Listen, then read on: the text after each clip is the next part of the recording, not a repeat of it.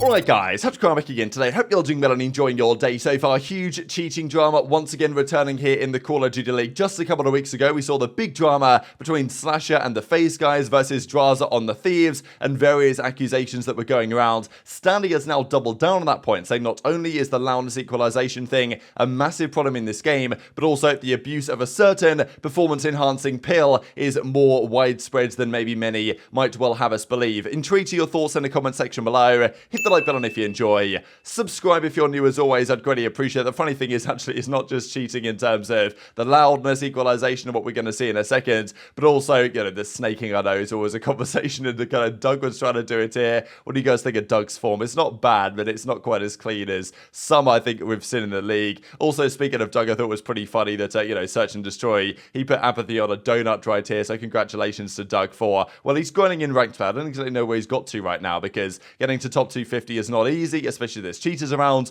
Doug isn't a big fan of that at all, but I'm sure Doug's going to try and get #1 on the rank play leaderboards like he did last year, but it's going to be more challenging because people actually play Modern Warfare 2 ranked, whereas last year it wasn't necessarily the case to quite the same extent. Now, also wanted to mention some of the numbers here. So Activision Blizzard have released its full 2022 financial results. Now, of course, what you got to consider here is Activision are currently in the process of being bought out by Microsoft, so they've got to look as good as they possibly can, and we believe that will go through, but it's kind of like one of these things where they've just got to make everything look as good as possible, Activision, even if it isn't behind the scenes. So anyway, they've attributed some revenue, can you believe it, to the CDL, about you know, something in the ballpark of $45 million in 2022. Now, of course, a large chunk of that will probably come from the YouTube deal they had during the 2022 season. So the other sources of revenue for the league are, well, relatively minimal. There's sponsors that the league has, of course. The production value does cost a lot. We don't exactly know how much it does cost here, but it doesn't say in the report because I don't think it's necessarily enough that they have to disclose it, but it's definitely expensive to run it. They get the money theoretically from the franchise payments from the leagues. They get the money theoretically from the media rights, which they had sold previously to YouTube and is now probably no longer the case, at least at the present time. There might well be a deal done soon. That's what I'm saying, right, about them looking good for Microsoft. There might be an argument to say, well, if they can sign a deal with YouTube to get some money coming in, like that looks better than not having anything right now from Twitch, even though it's better for the scene what we currently have, but, you know, obviously they're not thinking long term, are they? So there are some sources of revenue that the league has, but it's interesting that they make, you know, 45 million a year or something for a few years in a row now-ish for the CDL, and yet the teams are losing mega money, and, you know, Activision obviously isn't really there to support them necessarily. So just an interesting kind of observation here on exactly what might be going on. But also, if, like, obviously the CDL and Overwatch League, they don't make that much money at all, and if the CDL helped its teams out as they could, then honestly the CDL might just be a money sink for Activision. But of course, at the same time, like, you know, the league is effectively a marketing tool, right? I think for years, that's kind of what Activision have seen it as. So I don't know if they're including the potential marketing and advertising value of the league in their analysis here, or they're just considering the pure monetary perspective of it. But, you know, they're advertising their own game,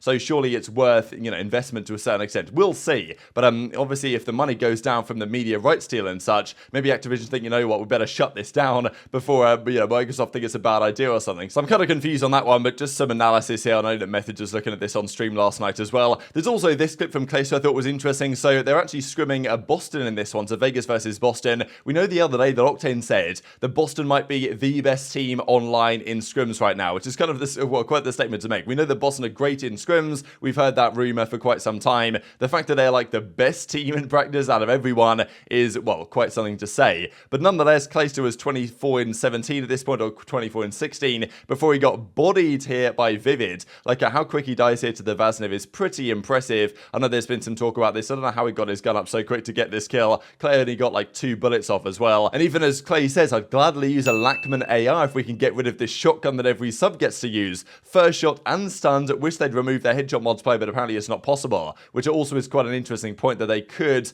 maybe turn off the headshot multiplayer in competitive play, but either they can't or they won't, or whatever the case is. I know that's been a discussion of the past, but Clay's like, look, I'm happy to get rid of my TAC and get rid of the Scar if they have to get rid of the Vaznev. So, you know, I don't know if anyone's actually going to agree to this. I kind of doubt it. I know there was some discussion, oh, you know, Clay, another slow AR complaining about the subs again, and Clay's like, look, you must not watch COD if you think I'm slow, because Clay historically has been one of the fastest ARs, but, you know, still not particularly happy with the state of the Vaznev as it stands. Couple of comments on Rostermania quickly. I don't think this is relevant to Rostermania at all. all with Ultra because they've done rather well, but it's insight dropping the old no friends in the industry. Everyone, like every COD pro does this from time to time just to bait impressions, I think. So congratulations to Insights. You've been successful. Surge, we'll see what happens there, right? I think the major is going to be key for this team. If they absolutely crash and burn, then surely they've got to do something, but we've said that for quite a while now, and they still haven't done anything. Take them back to Bakaj, I think that might be what they need to turn this team around. But let's talk about the Standy situation. Currently benched on Ultra, and I know there's expectation here with Standy that he probably is going to be forced to stay there, or maybe not forced to, but is there another team in the league that wants to buy Standy out? As we saw yesterday with iLLeY, like how many options really are there for these teams right now? With Los Angeles Guerrillas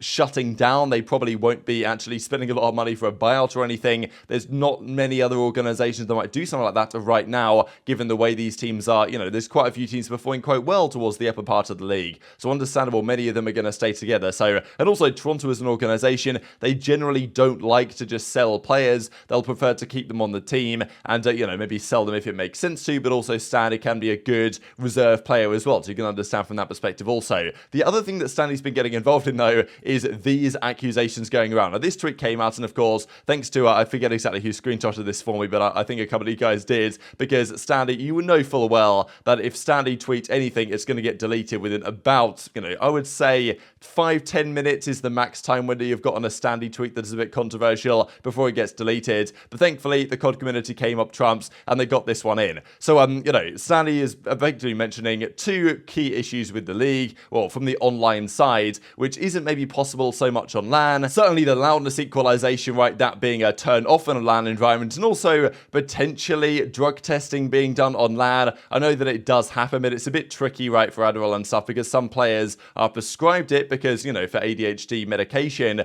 but, you know, a lot of them, and if you have a prescription, then you're probably fine, even if that prescription isn't necessarily legitimate. It is for some pros, but I know that in the past, players have got, like, you know, illegitimate prescriptions or whatever, so they can, you know, use this stuff at events to give them a competitive advantage. Now, you know, look, we've talked about it many times on this channel before. It always comes and goes as a topic throughout the season, but it hasn't really been a big talking point the last couple of years. I know that in the online days, like in 2019, 2020, we talked about it every so often, but, you know, in the Cold War season, in the Vanguard season, wasn't really so much of a big talking point, apart from, like, Huke, actually, when he said that he did use it, like, during the 2020 World Championship, and there was all the drama going on then. But last season, there wasn't too much talk about it, even though from a chemical perspective, the substance is basically meth and can be incredibly damaging, as Huke was making very clear at the time. Standy says drug abuse league, obviously since deletes this tweet. So pretty much saying that he reckons that there's, you know, many players in this league right now that are abusing Adderall in their online games, I'm guessing, to gain a competitive advantage. We saw not long ago now, just a couple of weeks ago, all the drama between Slasher and Drazah, when Drazah was kind of coming at, well, Cellium and coming, well, for using the stair glitch, and then it all kicked off, of course, and then there was the response from Slasher. He says, you know, only responding to a little bit, can't say I'm surprised, drops the pill emoji here in the replies, and then we even got this from Cellium on the same day,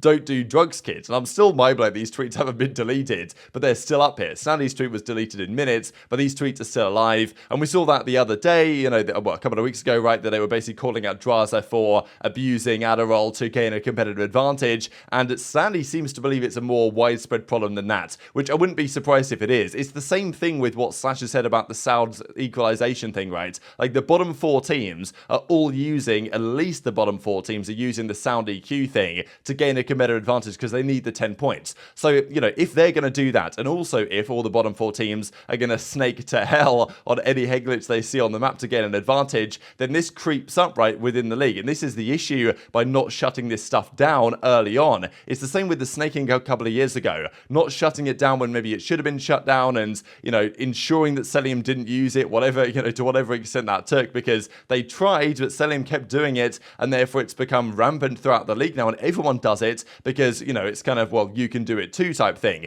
And that's happened for snaking. That's now happened for sound equalization. So what's to say it's not happening for the Adderall abuse as well, right? And maybe some players know that certain players are using it in their online games, and he's like, well, damn, if he's using it, then I better use it as well. And, you know, it really becomes a tricky situation because it's not good at all for these guys' health. No doubt about that one. And obviously it's banned, right? It's against the rules of the league, but so theoretically is the sound equalization, right? Because, I mean, yeah, like, that's not in the rules. They turn it off on LAN. Surely, therefore, it means it's banned. People have suggested, Slasher and co, what about doing random PC checks to ensure that people aren't using this setting in the game, but people, it's an open secret that indeed they still are using it in the game online. It's not even an open secret, really. Everyone says it is outright. Whereas the whole Adderall thing is a little bit kept under the surface. No one wants to name specific players or anything apart from obviously what FaZe did with Drazah. Whether that's true or not, we don't really know. But what can the CDL do about this, right? Because how do you drug test online? Like, it's not really going to be possible. So this is just another one of the issues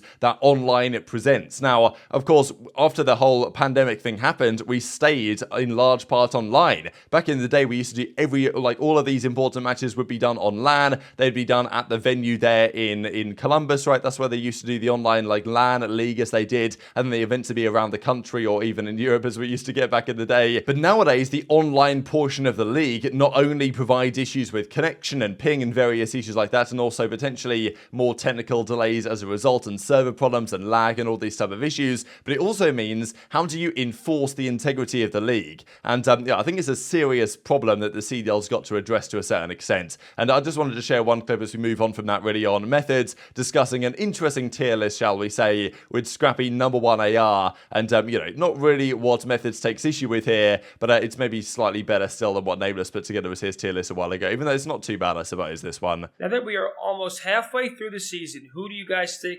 Wow! Okay, what the f am I looking at? Replace Afro with Hydra now!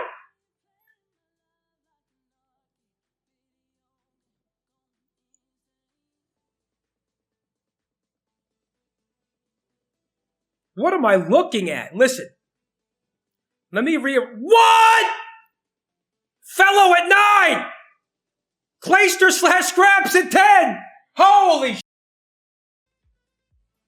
So very much intrigued to your thoughts on all this drama in the comments below. Just wanted to mention as well, I thought this was quite nice. Who's the MVP of the season so far? To me, I would have to say aBeZy, I think, from FaZe, given the way that he's played. Or Hydra, right? I think that he's up there as well. Those are the two event winners so far this season. Pred has been great, but like, let's be honest here, like, what has Pred and Surge really done so far in terms of results? So I think they're going to have to win an event for Pred to be considered an MVP candidate again. And a nice little Brian stat here. Which COD organization has the most championships? It goes OpTic #1, hands down at 27, then FaZe at 13, then Complexity at 12, and it's kind of remarkable in a way that Crimsix, kind of looking at these numbers, he won a large chunk of OpTic's ones, he won obviously all of Complexity's ones, a big chunk of Envy is like also Evil Genius's one, so interesting stuff. But FaZe at 13, Col at 12, then Envy, Rise, and then it drops off a lot actually after Envy down to Rise Nation at 5, then Luminosity or Surge, I guess, as they kind of are now, is 5, 400 Thieves, Freako Impact, right, what a name, Spice Ultra, EG, TK as well with 3, even though like even 2 of those were during the World War II season. Then E United, rest in peace, Florida, and Subliner is actually rounding out the list here. Of course, all of these were online